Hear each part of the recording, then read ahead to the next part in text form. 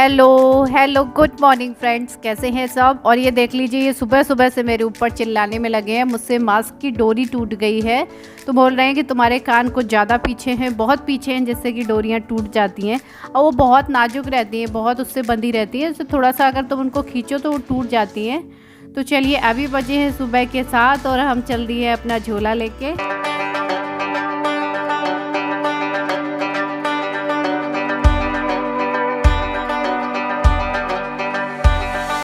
तो मैं आई हूँ यहाँ पे सब्जियाँ लेने के लिए, और आप देख सकते हैं कि सुबह सुबह कितनी फ्रेश और अच्छी सब्जियाँ हैं। और यही थोड़ी, जैसे ही थोड़ा टाइम हो जाएगा ना, तो धीरे धीरे सब्जियाँ छटने लगती हैं।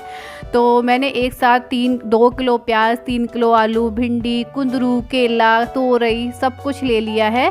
और मेरी आदत है कि एक एक छांट के लेने की। तो यहाँ भी चिल्लाने में लगे हुए हैं, जितनी देर में एक एक सब्जी बीनती रहती है उतनी देर में तो मैं पूरा थैला भर के पूरी मार्केट की सब्जी खरीद ले जाता हूँ।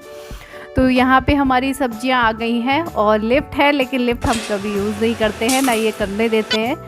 अरे रे रे, इनको देखो, सोता हुआ छोड़ के गई थी, जब आई हूँ तो मुंह फुला के बैठा है, सब सामान फेंकने में लगा हुआ है गुस्से में। ये देखो, एक बार तो ये उठ गया था 5 बजे, फिर ये दोबारा सो गया था। तब तक मैंने घर के काम निपटाए थे, और 7 बजे तक मैं पूरे घर के काम जितने होते हैं, साफ़ सफाई के, झाड़ू पोछा, कूड़ा करकट सब करके फिर गई थी सब्जियां लेने के लिए। क्योंकि आते ही मुझे ये सब करके नहाना होता है, आने के बाद नहीं हो पाता है। और मेरे पास जो सामान नहीं है ना, उनका मुझे बड़ा पछतावा होता है कि लॉकडाउन से पहले ये खरीद लेती, वो खरीद लेती। अब ये देखिए, बर्तन धुलने वाला टोकरा मैंने सब्जी धुलने में यूज़ किया है। अब जो नहीं है उसका क्या है, जो है उनका मल्टीपल यूज़ करो अलग अलग काम में, और क्या हो सकता है, यही ठीक रहेगा।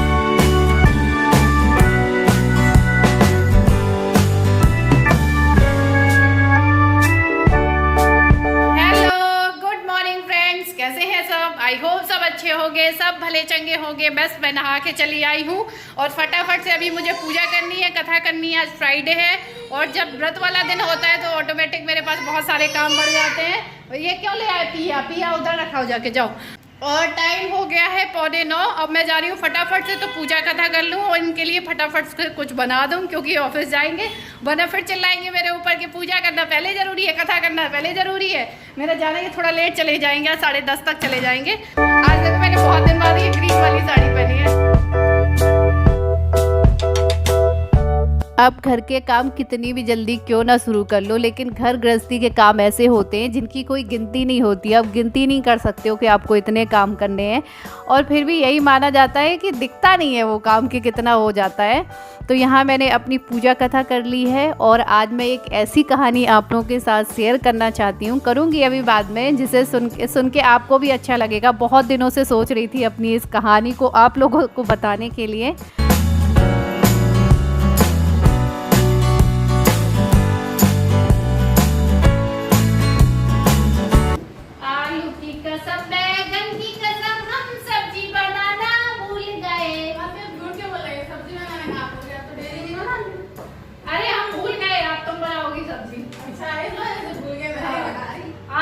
तो यहाँ पे मैंने सब्जियों को अच्छे से पंखे की हवा में सुखा दिया है, ताकि इनकी सारी नमी निकल जाए। फिर मैं इनको स्टोर करके रख दूँगी। और यहाँ पे मैंने 2 गाजर, 1 आलू निकाल लिया है अभी खाने के लिए, सब्जी के लिए, क्योंकि मुझे कोई ऑप्शन नहीं समझ में आ रहा था कि मैं क्या बनाऊँ। और वहाँ पे नंदिनी ने अपना काम चालू कर दिया है। यहाँ पे 2 काम एक साथ चल रहे हैं। ये छील रही है केले, क्योंकि इनकी बनाएगी घी से फ्राई करके चिप्स मेरे व्रत के लिए, क्योंकि केले की चिप्स सबसे अच्छी रहती है व्रत में खाने के लिए, और केला तो वैसे भी फ़ायदा करता है। तो यहाँ पे मैंने सिंपल सब्जी छौंकी है, बिल्कुल हींग और जीरा, हींग नहीं डाली है, जीरा हरी मिर्च डाल के, क्योंकि आज के दिन सिंपल ही सब्जी बनती है और इनको जाना भी है। तो मेरे पास इतना टाइम नहीं है कि मैं कुछ ज़्यादा बनाती रहूं, क्योंकि पता नहीं, थोड़ा थोड़ा करके सच में बहुत काम हो जाता है। और सुबह सुबह ही एक ऐसी पड़ती है ना कामों की, जब सारे काम इकट्ठे तभी होते हैं, बाकी दिन में ऐसा कोई काम नहीं रहता है। जब सारे काम किचन के निपट जाएंगे उसके बाद ऐसा कुछ काम नहीं रहेगा। तो मैंने खाना सेकते सेकते इनको खाना लगा दिया, और ये खाना खा के अब ऑफिस जा रहे हैं। नंदिनी पहले करी थी मौसी आपके व्रत का बनाने, तो मैंने कहा नहीं। फिर जब खाना बन गया, फिर दोबारा से पूरी किचन विचन साफ़ करके क्लीन करके अब नंदिनी चिप्स काट रही है। और थोड़े से केले ना रखे हुए काले पड़ गए हैं, क्योंकि इसने थोड़ा सा पहले छील दिया था इनको। और कद्दूकस से इसकी पतली पतली ऐसे चिप्स काट लेते हैं, जैसे कि आलू की काटते हैं। वैसे ही इसकी चिप्स काट ली जाती है, लेकिन आलू वाले से ये चिप्स बहुत टेस्टी लगती है, खाने में एकदम अलग टेस्ट आता है। और इनको थोड़ी देर के लिए हल्दी में ऐसे भिगो के रख दिया है, हल्दी के पानी में, और बस इनका पानी निकाल दिया है ऐसे। वैसे तो इसमें हल्का नमक भी डाला जाता है हल्दी के साथ में, हल्दी पानी के साथ में, लेकिन ये व्रत की चिप्स है तो इसमें फिर नमक नहीं डाला है। और ये देखिए इनका सारा पानी जो है वो निकाल दिया है। और पानी निकालने के बाद में घी गरम किया है कढ़ाई में अच्छे से, और घी गरम करने के बाद में जब अच्छे से गरम हो गया है तो फिर फ्लेम को मीडियम कर दिया है, फिर हल्की आंच में इनको अच्छे से सेक लेना है। ये देखिए, और बहुत करारी बनती है चिप्स। आप लोगों को तो पता ही होगा, आप लोग खाते होंगे केले की चिप्स। तो यहाँ पे ये सारी चिप्स नंदिनी ने बना ली हैं। ये देखिए, ये है चिप्स, ये है चाय, ये है हमारा अभी का फलहार। आप लोग भी आ जाइए फटाफट से खाने के लिए। और 2 केले में आप देख सकते हैं 1 प्लेट मैंने ले ली है अभी चाय के संग में, और इतनी बाकी हैं। काफ़ी सारी बन जाती हैं क्योंकि पतली पतली बनती हैं। सबको हेलो करो, सबको हेलो करो। अरे तो ये है हमारी केले की चिप्स और साथ में चाय। आ जाइए आप लोग भी, यही फलहार करने वाले हैं हम। और ऐसे लो बेटा, तुम्हें चिप्स खिलाया। अच्छी बनी है, अच्छी करारी करारी एकदम पापड़ जैसी बनी है। सब्जी की तरह रखे देखे, अपने यहाँ नॉर्मली नहीं मिलते हैं ना, उधर नहीं मिलते हैं। यूपी तरफ कच्चे केले नहीं मिलते हैं, यहाँ पे आपको सब्जी की हर दुकान में कच्चे केले मिल जाएंगे। यहाँ केले की चिप्स, केले की सब्जी बहुत खाई जाती है, फेमस है। कच्चा केला, पके केला भी, छोटे वाले बड़े वाले कई मिलते हैं। अरे बैठ ना भाई, तुमने रोड में जाके सब्जी फेंकी है, बाजार से सब्जी लेके आए थे, तुमने वापस बाजार में पहुँचा दी बेटा। ये वाला स्टेप आपको ना आता हो भाई तो इनसे ये वाला स्टेप सीख लीजिए, बहुत सारे स्टेप आने लगे हैं यार तो।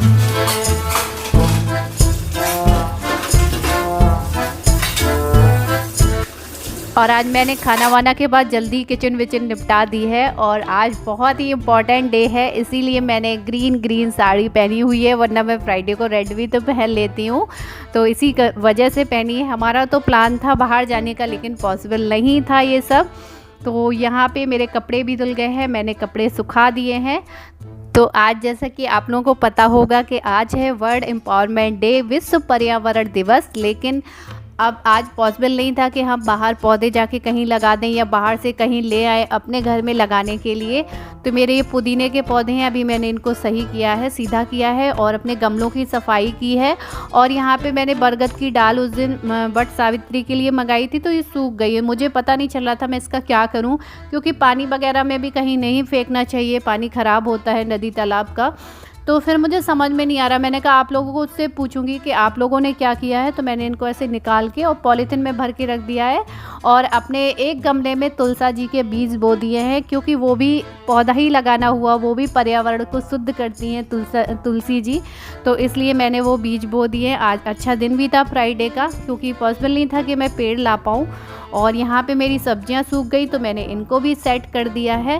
तो कोशिश करना चाहिए कि हर बार एक ना एक पेड़ लगाओ आप कहीं भी, लेकिन जो जैसा है अभी तो वैसा कर लिया। चलिए कहानी पे चलने से पहले मैं आप लोगों से एक बहुत जरूरी बात करना चाहती हूँ। जैसा कि आप लोगों को पता है कि आज 5 जून को रात के 11:15 पर चंद्र ग्रहण पड़ने वाला है। तो आप लोग कहेंगे इसमें नई बात कौन सी, हमको सबको पता है, लेकिन इससे मुझे एक बहुत ही अच्छा किस्सा याद आ गया, जिसको कि मैं आप लोगों के साथ शेयर करना चाहती हूँ।